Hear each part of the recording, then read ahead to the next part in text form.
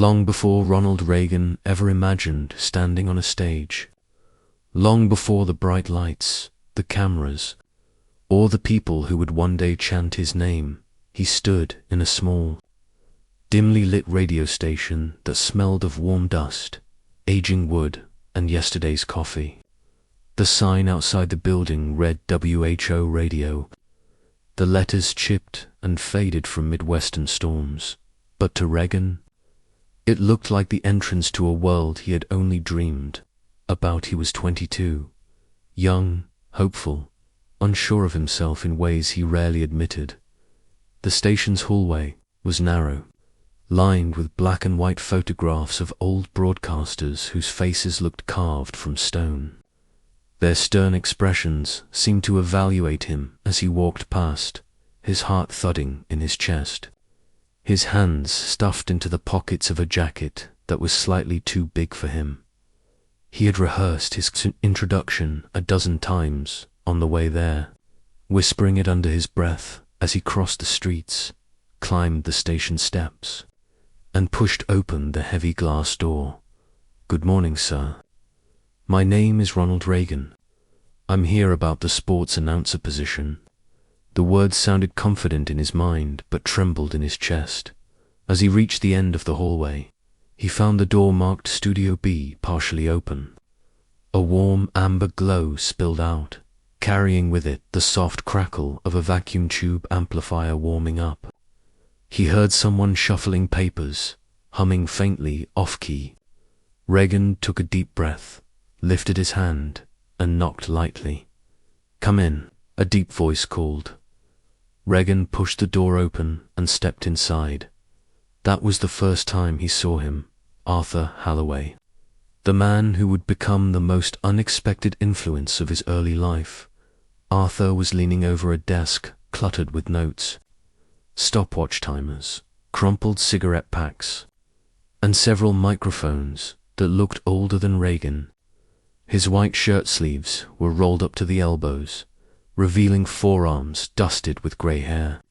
His glasses sat low on his nose, and when he looked up, his eyes were sharp, assessing, but not unkind. "You must be Reagan," he said, tapping his pen twice on the desk.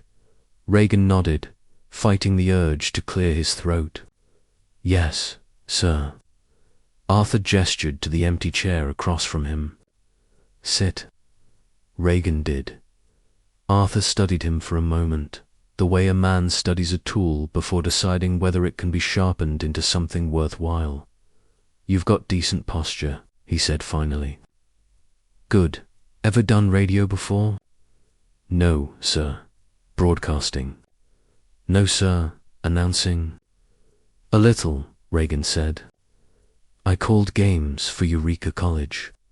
Arthur grunted, a sound Reagan couldn't decipher as approval or boredom. "You know what the most important part of radio is?"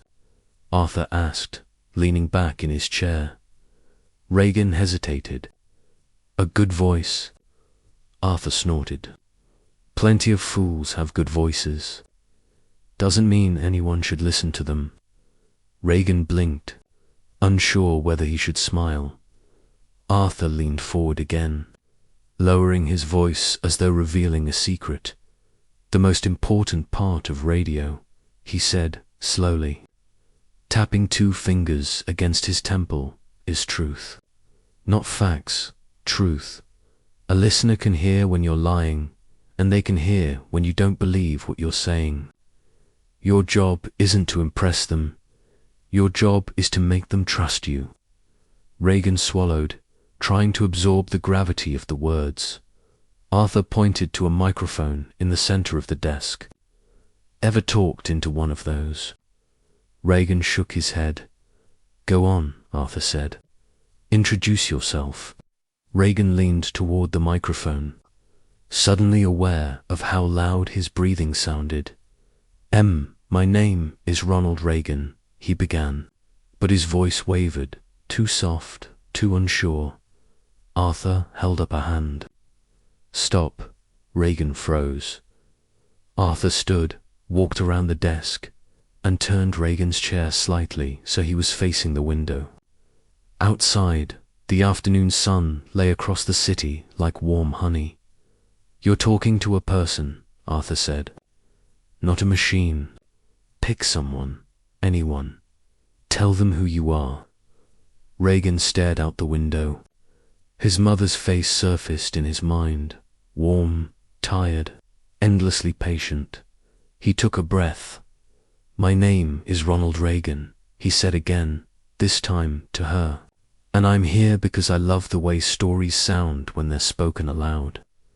Arthur didn't move for a moment. Then he placed his hand gently on Reagan's shoulder. "There," he said quietly. "That's a voice people will listen to." Reagan felt his chest loosen just a bit. Arthur returned to his desk, sorting through papers with the casual ease of a man who had spent a lifetime in rooms like this. After a moment, he said, "We've had 9 applicants this week. 8 spoke with confidence. You spoke with honesty." Reagan flushed at the unexpected praise. Arthur lifted a stack of scripts. "Let's see if you can read." They spent the next hour rehearsing imaginary baseball games. Reagan called plays, tripped over a few names, improved with each attempt. Arthur corrected him gently, sometimes gruffly, but always with precision. "Don't rush," he said. "People need time to picture what you're describing. Lift your vowels. Don't swallow them. Pause when the moment matters. Speak like you're talking to one person, not a crowd." Every correction felt like a stone placed in Reagan's foundation. When the session ended, Arthur walked him to the door. "You show promise," Arthur said. "Come back tomorrow." Reagan nodded eagerly. "Yes, sir." He left the building feeling lighter than he had in months, the cool air filling his lungs with hope. And as he walked, he kept repeating Arthur's words in his mind. "Speak like you're talking to one person, not a crowd." That night, Reagan lay on his narrow bed in his boarding house, staring at the ceiling as the streetcar bell rang in the distance. He imagined himself in Studio B again, imagined Arthur's steady guidance, imagined the way the microphone felt like both a challenge and a friend. He didn't know it then, but that day was the beginning of something that would shape every year that followed, every speech, every conversation, every moment he tried to connect with someone. All of it would trace back to a dimly lit radio, studio, and a mentor he rarely mentioned. Over the following months, Arthur and Reagan developed an unusual rhythm. Arthur was gruff, serious, unpolished, a man made of sharp edges and deep trenches. He believed in discipline, clarity, and respect for the craft of communication. Reagan was bright-eyed, curious, eager, but insecure. He wanted to be better, wanted to belong, wanted to prove he could make something of himself. Arthur recognized something in Reagan, something unshaped but promising. "He has a voice that trusts the world," Arthur told a colleague once. "Most people learn to distrust early. He hasn't. That makes him rare." Reagan never heard him say that, and Arthur never told him. Instead, Arthur showed up every morning, ready to teach. He taught Reagan how to breathe properly into a microphone, how to pace his words so listeners could follow the story, how to build tension in a play-by-play moment, how to soften his tone when the moment needed warmth. But most importantly, he taught him this. "People don't remember what you say," Arthur said one afternoon, stretching his back. "They remember how you make them feel." Reagan carried that sentence like a lantern through the next decades of his life. One winter evening, long after the sun had set, the station was nearly empty. Papers rustled in the draft from a loose window. Somewhere down the hall, A janitor hummed a hymn as he mopped the floor. Arthur sat at his desk, shoulders hunched, rubbing his temples. "You all right?" Reagan asked. Arthur replied without looking up. "Headache?" Reagan hesitated. "You seem tired." Arthur let out a low breath. "Getting old." It was the first time Reagan had heard such vulnerability in his mentor's voice. They worked late into the night, reviewing scripts, practicing cadences, adjusting tones. Around midnight, Arthur finally closed the folder in front of him and leaned back with a weary exhale. "You're going to do something special," he said quietly. "Even if you can't see it yet." Reagan opened his mouth to respond, but Arthur interrupted with a faint smile. "Just promise me something," he said. "Anything." Reagan replied, "When the world gets loud, don't forget the one person you're talking to." Reagan nodded slowly. "I won't." Arthur gave a satisfied nod, then gathered his papers and left the studio with slow, heavy steps. Reagan watched him go, not knowing it would be the last night they worked together, not knowing that Arthur had been sick for months, not knowing he would soon receive a letter that would change everything. Arthur didn't come to work the next day, or the day after. At first, Reagan assumed it was a cold, maybe exhaustion. The man worked harder than most people half his age, and he never once allowed himself a sick day during the months Reagan had known him. But by the 5th day, when Arthur's chair still sat empty and the newsroom felt strangely hollow, a quiet worry began to grow in Reagan's chest. The station manager, a stout man with a permanent frown carved into his features, finally approached Reagan in the hallway late one afternoon. "You're looking for Arthur?" he asked. "Yes, sir," Reagan replied, trying not to sound anxious. "I haven't seen him all week." The manager hesitated. "He's dealing with something." Then, after a pause, "Family matter." Reagan wanted to ask more, but the manager's tone made it clear the conversation was over. Still, the unease stayed with him. Inside Studio B, Arthur's notes remained scattered exactly where he'd left them. His half-smoked cigarette lay in an ashtray beside the microphone. A coffee mug, stained with dried remnants of yesterday's brew, sat near the edge of the desk. Reagan stood there for a long time, studying those objects as if they might offer an explanation. The studio didn't sound the same without Arthur, didn't breathe the same, didn't feel the same. Something was missing, something vital. Over the next several days, Reagan took on extra shifts, practicing late into the night, imagining Arthur's voice correcting him, guiding him, shaping him. The loneliness in the studio pressed against his ribs, but he kept going, because that's what Arthur had taught him. Leave people better than you found them. Speak like you're talking to one person. Never lie with your voice. He honored each lesson, even when he felt uncertain, especially when he felt uncertain. 2 weeks passed, then 3, and then one cold morning as Reagan walked into the station, a small envelope waited on the edge of his desk, cream-colored, neatly sealed. His name written in a careful but weakening script. Ronald Reagan. His breath hitched.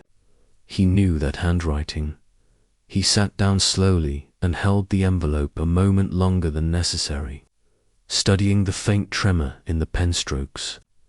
His chest tightened. He opened it with gentle fingers. Inside was a single sheet of paper. The words were brief, but they carried the weight of a man who had thought long and hard about what to say. "Ronnie, you're ready. More ready than you believe. I've watched a lot of young announcers come and go. Most learn the rules, A few learned the craft, but only a handful learned the heart of it. And you learned that on your first day I didn't teach you how to speak. You taught yourself how to be heard. You have a voice that people will trust because you speak from somewhere honest. That is rarer than talent, rarer than training, and more important than both. I won't be returning to the station. My health has its own plans for me now. But before I go, I want you to know something. You were the only student I ever took without question, because I saw in you something I once had and lost along the way. Use it well. You're talking to one person out there. Always one. Arthur Halloway Reagan's breath shook as he finished reading.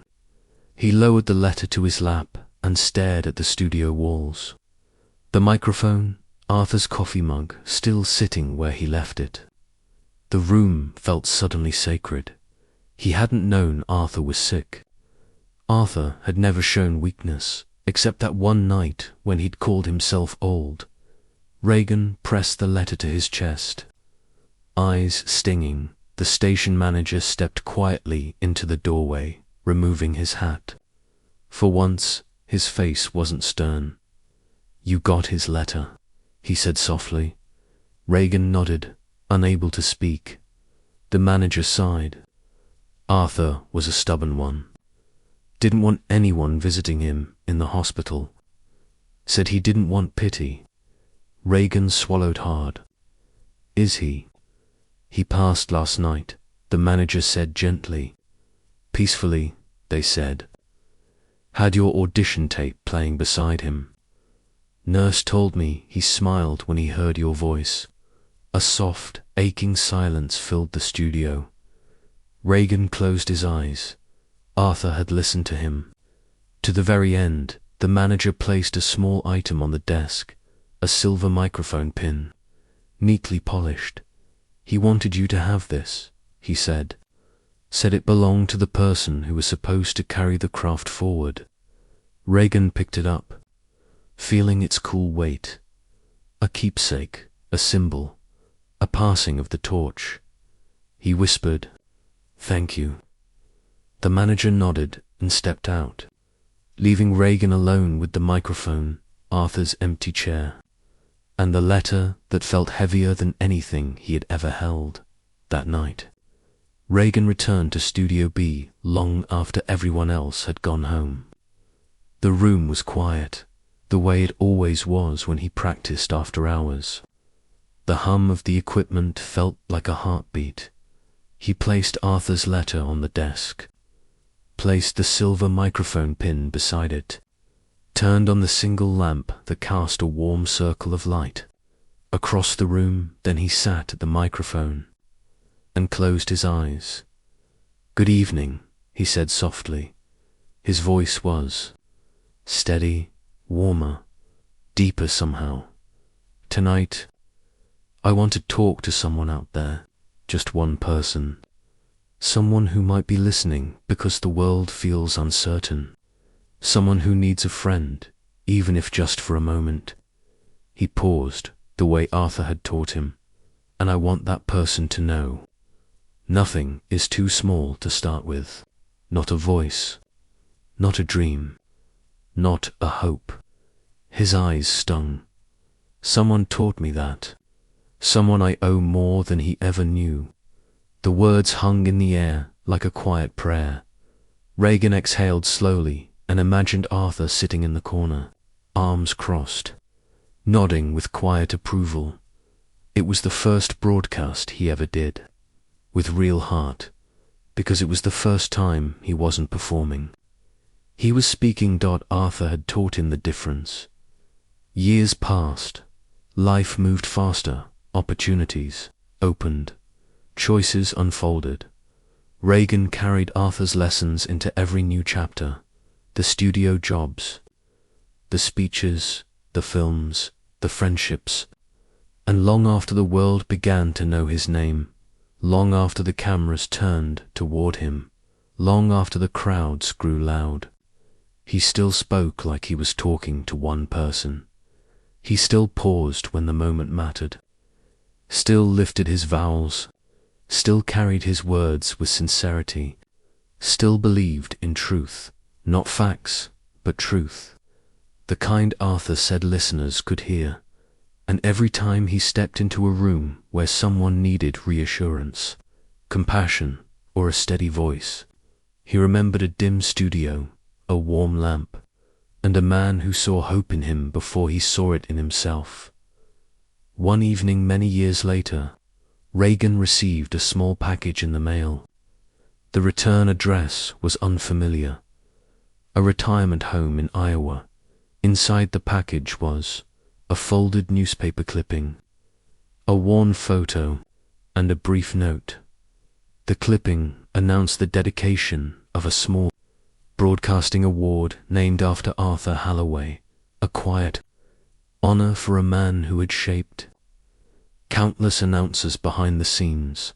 The photo showed Arthur in his younger days, standing proudly in a studio doorway, microphone in hand.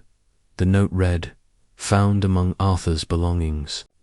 He always believed you'd go farther than any of us. Thought you might want this." Reagan sat alone at his kitchen table, the evening light soft and forgiving. He unfolded the photo and studied Arthur's face.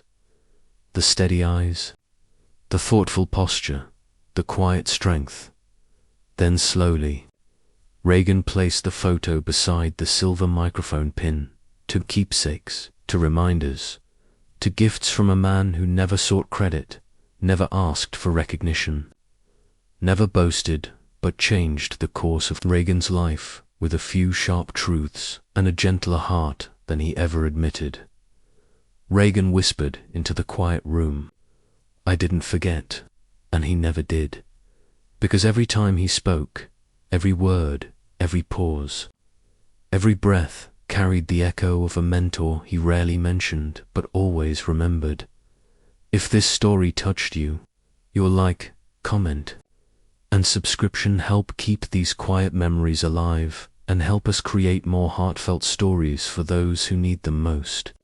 Thank you for listening.